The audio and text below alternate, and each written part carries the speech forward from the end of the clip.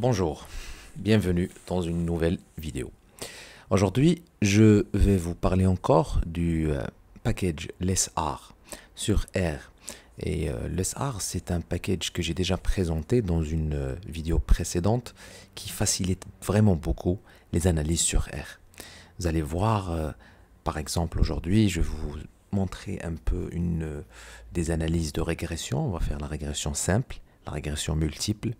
Et vous allez voir, avec ce package, c'est vraiment très fluide, très facile d'utilisation et d'interprétation. Alors, je vais vous mettre le lien vers ce fichier dans la description. Vous pouvez le télécharger, comme ça, vous suivez un tout petit peu, bien sûr, les différentes analyses. Alors c'est un fichier, voilà, c'est un fichier. Ici, on a, je vais changer juste ici les noms. C'est dans la base de noms en anglais, donc je vais les mettre en français. Ici, on fait par exemple ici head avec my data. Et voilà. Donc les budgets de personnes, leur revenu annuel, leur statut, est-ce qu'ils sont mariés? Alors si c'est marié, c'est 1. Si c'est pas marié, c'est 0. Si c'est homme, c'est 1. Si c'est femme, c'est 0. Donc en fait, ce qu'on va essayer de faire aujourd'hui, c'est de prédire le budget dépensé dans des cartes de... Je pense qu'on appelle ça des gift cards, des cartes de cadeaux. Voilà, de cartes cadeaux. En fonction du revenu. Je vais commencer avec cette variable, le revenu annuel. Vous allez voir, ça ne va pas vraiment nous donner des résultats intéressants. Ensuite, on va rajouter les deux autres dans une régression multiple et le modèle va s'améliorer. Alors, bien sûr, utilisez ce package LessR. Alors, si vous ne l'avez pas, bien sûr, il faut aller sur Tools, Install Packages, et là, vous cherchez LessR. Voilà. Si, bien sûr, vous l'avez, vous faites directement Library, LessR, et ça va fonctionner, bien sûr. Alors, regardez comment ça fonctionne avec ce package. Tout ce que vous devez faire, c'est une seule ligne. Alors, tout ce que j'ai fait avant, bien sûr, c'est juste le fichier. Alors, lorsque vous allez télécharger le fichier, vous allez juste l'appeler là où il se trouve dans votre dossier de travail. Si vous ne savez pas comment encore faire ça, vous pouvez aller directement sur Session et puis Set Working Directory, choisir le dossier de travail, ici, Choose Directory, et vous choisissez là où se trouve le fichier sur votre ordinateur. Est-ce qu'il est dans le document, dans Downloads, téléchargement ou autre, etc. Après cela, vous faites directement la lecture de ce package avec ce code. Pourquoi? Parce que moi, j'ai ce fichier avec XLSX, donc c'est un fichier Excel. Donc cette ligne va vous permettre bien sûr de créer cet objet MyData, le nom que vous voulez par la suite, et bien sûr le nommer dans votre dossier de travail. Donc, je reviens ici à la ligne. Alors c'est tout ce qu'il faut, hein. Vraiment, c'est cette ligne. Vous faites R égale reg. Alors reg, c'est pour régression. Et vous faites votre variable Y. Ensuite, la variable x juste ici, précédé d'un tilde. Alors tilde sur mon clavier ici, c'est option N sur un clavier Mac. Après, je ne sais pas vraiment sur un clavier Windows. Et faites virgule et la base de données MyData. Pourquoi? Parce que c'est la base de données que j'ai créée tout à l'heure. Voilà. Et donc, si je fais ça, voilà. Après, directement, il me donne bien sûr ici le modèle de régression. Alors, les revenus commencent à 60 000. Il se termine vers les alentours de 130 000 par exemple ici. Et vous avez votre variable Y sur l'axe, bien sûr, vertical. Alors, si j'appelle ce R, alors cet objet R, en fait, c'est vraiment tous les éléments de régression qu'on peut imaginer. Il va nous les donner seulement avec cet objet-là. Par exemple, le nombre de cas, l'échantillon c'est 600. Il vous donne ici le tableau hein, avec les différentes... les bêtas. Le bêta ici c'est 0, ça veut dire que c'est presque rien du tout pour revenu annuel, mais c'est significatif. Il vous donne un tout petit peu plus bas le R carré, 0,03, c'est vraiment nul. Après, bon, on n'a pas besoin du R carré ajusté, on va l'utiliser plus tard.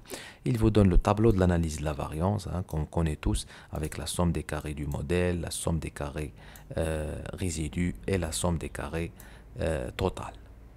Donc, tous les éléments, après la matrice de corrélation, les résidus et l'influence de certaines observations sur Alors, il vous donne ici par classement, par exemple, la ligne numéro 249 ou bien la personne numéro 249, c'est celle qui a le Cook's Distance le plus élevé, je pense. Oui, c'est ça. Regardez, 0,01 qui est quand même faible, bien sûr. Et on peut même le voir avec plots. Alors, s'il y a par exemple une observation comme ça, en général, il va l'identifier avec le numéro juste à côté, le numéro de la ligne. Je pense pas qu'il y ait un souci là-dessus. Voilà. Ouais, si. 249, elle est là. Regardez avec. Alors en fait, il ne fait pas qu'un seul output, pas que celui-là. Ça, c'est juste un nuage de points. Il vous donne également ici la distribution des fitted values de Cook's Distance en fonction des résidus. Il vous dit très bien que 249, c'est le maximum. Et d'ailleurs, si on revient ici au tableau, on voit très bien que 249, regardez, c'est la ligne qui présente le maximum de Cook's Distance, qui est quand même vraiment pas, bien sûr, une valeur élevée ici, bien sûr. Voilà, et il vous donne tout, hein, le fitted, résidu, et ça c'est tout ça, j'en ai parlé, je me rappelle, dans une vidéo sur la régression R. Là, j'ai vraiment détaillé tous les éléments. Vous pouvez directement aller sur Marketing Research R et vous allez trouver cette vidéo. Et je pense que ce sont deux vidéos en fait, deux parties sur la régression multiple avec R. Voilà. Alors, tous ces éléments, on peut bien sûr mieux lire cet output en faisant names, non R. C'est-à-dire, vous cliquez sur names et là, il vous donne en fait tous les éléments qui composent un peu cet objet R. Et par exemple, je vous ai montré ici, si on veut out estimates, si on veut les bêta, vous faites juste R, $, out estimates, et il vous donne uniquement le tableau des différents bêta. Voici l'ordonnée, voici le bêta pour revenu annuel, p-value et même l'intervalle de confiance. Hein. Donc, ça c'est intéressant. Et ça, ce qui est encore plus intéressant avec cette fonction, vous faites, alors regression, j'ai oublié de le dire tout à l'heure, vous faites soit régression, soit reg. Hein, c'est la même chose. Regardez, reg less r, ou bien abréviation de régression. Vous pouvez faire juste reg. Et là, je vais faire la variable toujours y, tilde, la variable x, data, mais là je vais lui dire rows, c'est-à-dire les lignes. Je veux que les lignes des personnes ayant un revenu annuel supérieur à 70 000. Si vous vous rappelez tout à l'heure, cette variable, la variable, par exemple si je fais summary ici, et je fais my data, et je fais budget, regardez, budget, ah oui, non, pas budget, revenu annuel, je dis n'importe quoi, revenu annuel, ça commence à 60 000. Donc par exemple, moi je pourrais m'intéresser au revenu annuel supérieur à 70 000 parce que des fois, ça arrive souvent qu'on trouve que notre modèle n'est pas significatif sur certaines variables. On peut le faire même pour, par exemple, d'autres types de variables. Et là, ça serait intéressant, regardez, de tester le modèle uniquement pour les lignes où le revenu est supérieur à 70 000. Et regardez maintenant, ça commence à 70 000 pour le revenu annuel. Et on voit qu'il va nous analyser, bien sûr, le modèle. Bien sûr, si vous faites ça, regardez, il vous donne ici la sortie du nouveau modèle. Voilà, voici le nouveau modèle. On va voir est-ce que le R carré, par exemple, s'est amélioré. En réalité, non, il ne s'est pas vraiment amélioré. Donc, ça ne change pas grand-chose. On pourrait le faire pour plus qu'une variable. Pour rows, on pourrait juste rajouter ici and, comme ça, c'est-à-dire et rajouter la deuxième variable et faire la condition. Donc c'est comme si on est en train de filtrer notre base de données pour, si vous voulez, optimiser un tout petit peu le modèle. Et ça, c'est très intéressant hein, lorsque vous êtes dans une phase d'exploration pour bien sûr trouver le bon modèle si vous êtes bien sûr dans une situation où vous n'avez pas vraiment découvert grand-chose. Si vous voulez standardiser les bêtas, vous faites juste new scale égale Z pour avoir des scores Z. Bien sûr, ça c'est intéressant. Regardez, même dans la distribution maintenant, le revenu annuel est entre moins 1,5, écart type 0. Ça c'est, on est à la moyenne et à 1,5. Et donc là, il a standardisé. Bien sûr, encore une fois, il analyse en même temps votre modèle et il vous donne tous ces éléments. Alors, on va voir un tout petit peu plus maintenant d'objets de ce R. Parce qu'on va avoir un modèle de régression multiple. Alors, je vais créer cet objet avec toujours R, régression, comme j'ai dit, au reg, variable Y, x1. Maintenant, j'ai rajouté x2 et x3. Alors, ces deux variables, bien sûr, se trouvent sur ma base de données ici, MyData. Regardez, j'ai le revenu annuel, j'ai marié, même si c'est numérique, hein, c'est pas ça en fait, et j'ai homme également. Alors les deux variables, je les ai rajoutées ici dans mon modèle. Et c'est tout, hein. Alors je vais rajouter une petite, vraiment un petit texte intéressant, c'est de lui dire PDF equal true. Et avec bien sûr width et height, c'est-à-dire la largeur et la longueur, de quoi? Alors lorsque vous lui mettez PDF égale true, ça veut dire qu'il va vous imprimer les graphiques qui correspondent à ce modèle. Et ça c'est intéressant bien sûr si on veut utiliser ces graphiques dans un rapport, dans la mémoire, ou bien sûr dans son travail de recherche en général. Et donc regardez tout ce texte, alors vous faites tout ça, et voici il vous dit voici où j'ai mis les différentes plots. Le plot des résidus, versus les fitted values, c'est-à-dire les valeurs estimées du modèle, et le scatter plot, c'est le nuage de points tout simplement des différentes, bien sûr. Ici, ça va pas être bien sûr le nuage de points de chaque variable. Alors si je fais plots et que je cherche par exemple, alors il faut que parce que moi j'ai créé un objet, il faut que je fasse R ici, et là j'aurai bien sûr les différentes, le résultat de ce modèle. Voilà, donc je reviens ici. J'ai ma matrice de corrélation, etc. Alors, ce que je vous invite à faire, c'est vraiment d'aller directement faire VAF. Alors, VAF, j'en ai déjà parlé dans la vidéo sur R, où j'ai détaillé tous ces éléments. Ça nous permet de voir est-ce qu'il y a une multicollinéarité entre les variables.